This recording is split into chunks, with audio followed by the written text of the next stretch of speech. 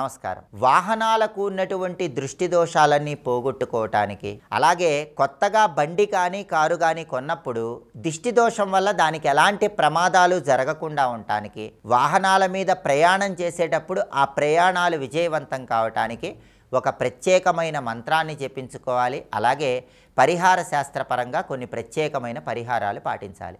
ఎప్పుడైనా సరే మనం కొత్తగా ఒక బండి కొన్నా, ఒక కారు కొన్నా ఎదుటి వాళ్ళ దృష్టి విపరీతంగా దాని మీద ఉంటుంది. దానివల్ల మనం కొత్తగా బండి కొనుక్కున్నప్పుడు లేదా కారు కొనుక్కున్నప్పుడు అందులో ప్రయాణం చేస్తూ ఉంటే పొరపాటున ప్రమాదాలు జరిగే అవకాశం ఉంది. అలా జరగకుండా ఉండాలంటే ఎప్పుడైనా సరే మీరు కొత్తగా బండి కొన్నా లేదా కారు కొన్నా ఆ బండి హ్యాండిల్కి లేదా కారుకి 2 రిబ్బన్లు కట్టాలి. ఒక ఎరుపు రంగు రిబ్బను, ఒక నలుపు రంగు రిబ్బను.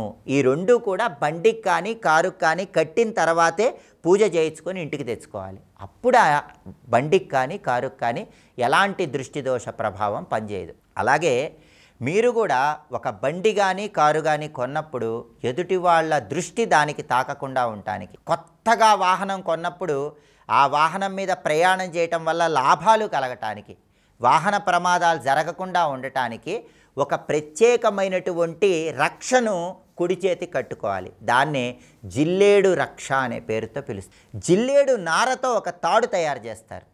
జిల్లేడు నారతో తయారు చేయబడిన ఆ జిల్లేడు తాడుని ఎవరైనా సరే కొత్తగా వాహనం కొన్నప్పుడు మణికట్టుకు రక్షలాగా కట్టుకుంటే కొత్తగా కొన్న వాహనానికి దిష్టి ఉండదు, మీకు దిష్టి ఉండదు, మీ ప్రయాణాలు విజయవంతం అవుతాయి.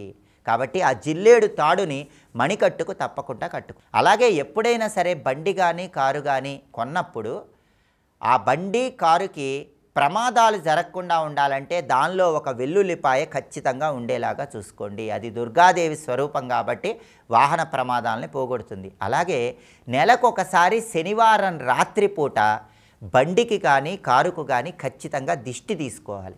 అప్పుడు మీరు బండి మీద ప్రయాణం చేస్తున్నా, కారులో ప్రయాణం చేస్తున్నా ప్రయాణాలు విజయవంతం అవుతాయి, ధనలాభం కలుగుతుంది, ప్రయాణాల్లో భద్రత ఉంటుంది, ప్రయాణాల పరంగా ఇబ్బందులు ఉండవు, వాహనాలకు కూడా ఎలాంటి ప్రమాదాలు జరగవు.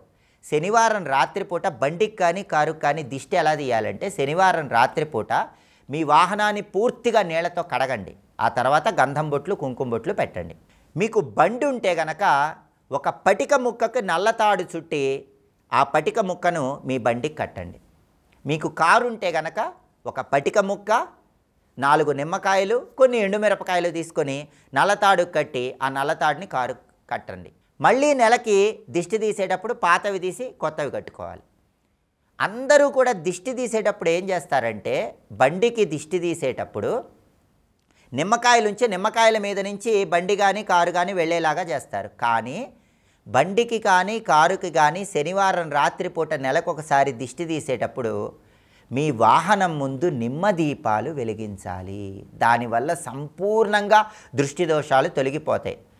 నిమ్మకాయ కోసి ఆ 2 నిమ్మకాయ ముక్కలను కూడా పూర్తిగా రసం పిండి వెనక్కి తీసి అందులో నువ్వుల నూనె పోసి కుంభవత్తులు వేసి మీ వాహనానికి ముందు 2 నిమ్మకాయ దీపాలు, వాహనానికి వెనక 2 నిమ్మకాయ దీపాలు వెలిగించి ఆ తర్వాత నిమ్మకాయ మీద నుంచి మీ వాహనాన్ని పోనివ్వండి.